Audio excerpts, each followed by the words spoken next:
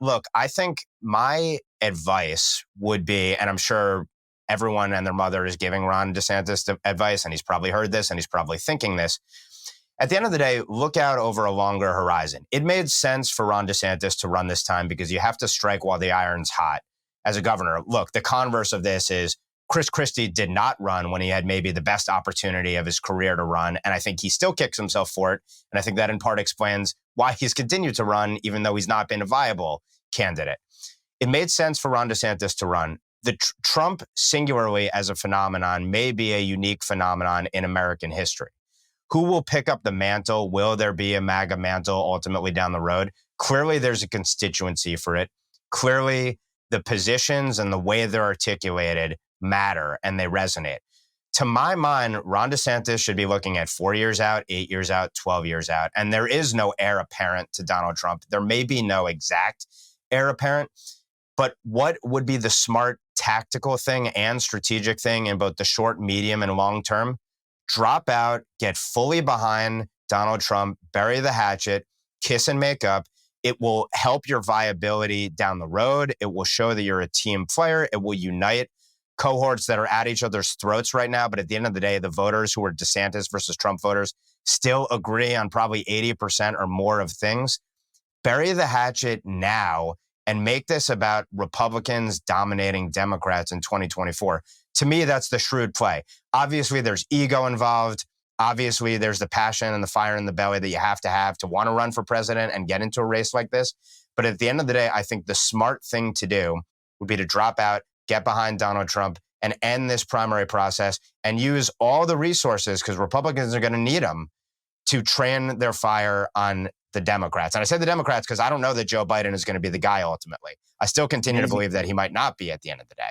Yeah, it's amazing. I think both sides don't believe the Trump-Biden race will come to fruition. Actually, here's the thing. I agree. I mean, both Amber and Ben talk about both Haley and DeSantis 2028, right? And I think early on that might have made sense. Like, you let Trump go through, try to assume the mantle, be the person that really that made it clear to MAGA, America First voters, that you're the heir apparent, or one of them.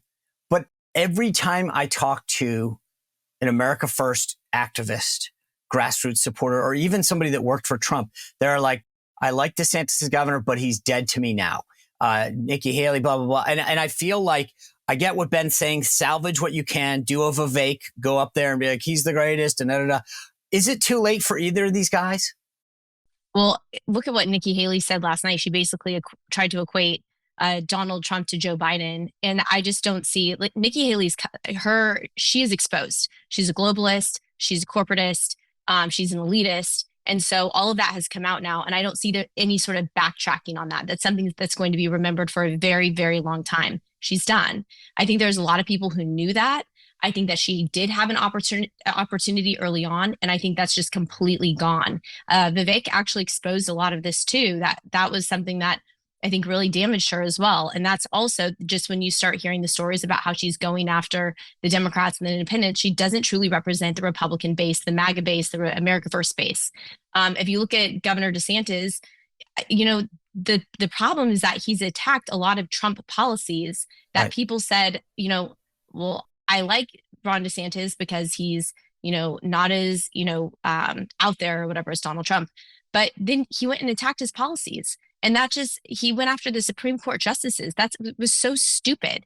And I think one of the things that Ben brought up was, you have people with a lot of egos and power, but you also have a lot of consultants that are making a ton of money on this. And the consultant class is hurting the Republican Party. It's hurting the America First movement. And this is the complete problem with the structure that we have. And so until that is actually identified and candidates start asking questions like, what does this actually benefit, and maybe self-reflect, we're going to continue to have these problems. Because when they look at South Carolina, you and I and all of us here are thinking math problems. Like, how do we get to that vote count? How do we get to that delegate number? What the consultants are thinking is, what is my commission going to be? And that's the big problem here today. That's right. Amber, the thing that's interesting, there's a story in Playbook this morning that Trump is apparently still asking people, at Mar-a-Lago and other places about what they think of Nikki as a VP. Here's what I find fascinating about the dynamic. I have said it very clearly.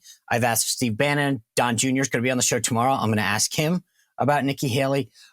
Why won't she answer? DeSantis and Christie and all these people attacked her for refusing to say that she wouldn't accept a VP nod from Trump. Now, I don't think she'll get the opportunity to accept or decline it. But why, if you're Nikki Haley, do you do exactly what Ashley said? You go after Trump viciously, but then you won't rule out being his VP that you probably wouldn't be asked for anyway.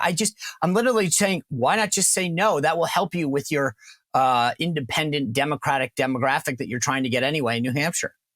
I don't understand it. There's a lot about Nikki Haley's campaign that I don't understand, frankly. And apparently Chris Christie was asking her behind the scenes to say that she wouldn't do it before he dropped out.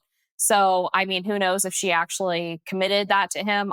Nobody seems to know, but it's just bizarre. And back on the DeSantis thing, by the way, I think Ashley is spot on. There's a lot of consultants that are making tons of money off of these dead in the water campaigns. And one of DeSantis's biggest problems is that he outsourced so much of his campaign to the Never Back Down PAC and the consultants who were running it. And guess what they did? The Axiom machine closed ranks. They kicked out all of the vendors who were seen as not playing ball. And DeSantis was surrounded by yes men who were making money hand over fist to keep him in the race. That was a huge problem. He wasn't. He didn't have anybody in there who was challenging whatever orthodoxy they were spitting at him, that he could run to the right of Trump and pick up Trump's base. Obviously, that was a foolhardy idea. Now he finds himself, I saw it described this way on social media. I thought it was perfect. He's basically a vulture at this point. He's waiting for Trump to die, and not literally die, but to go to jail or have multiple convictions. And he's going to pick at the carcass. He's waiting for that black swan event, as Ben said. Yeah, but the thing that Ben hit it exactly right, that the problem is that the black swan event ain't coming, at least before Super Tuesday. But by the way, to touch on what Ashley started, then you piled on, the lead of Politico's playbook this morning is that Trump's team is making it very clear to down ballot candidates, House members, senator, everyone else, do not use this Axiom Jeff Rowe machine that went after Trump. They're being hardcore about this in a way that I've been in politics 30 years. I've never seen anything like what they're doing.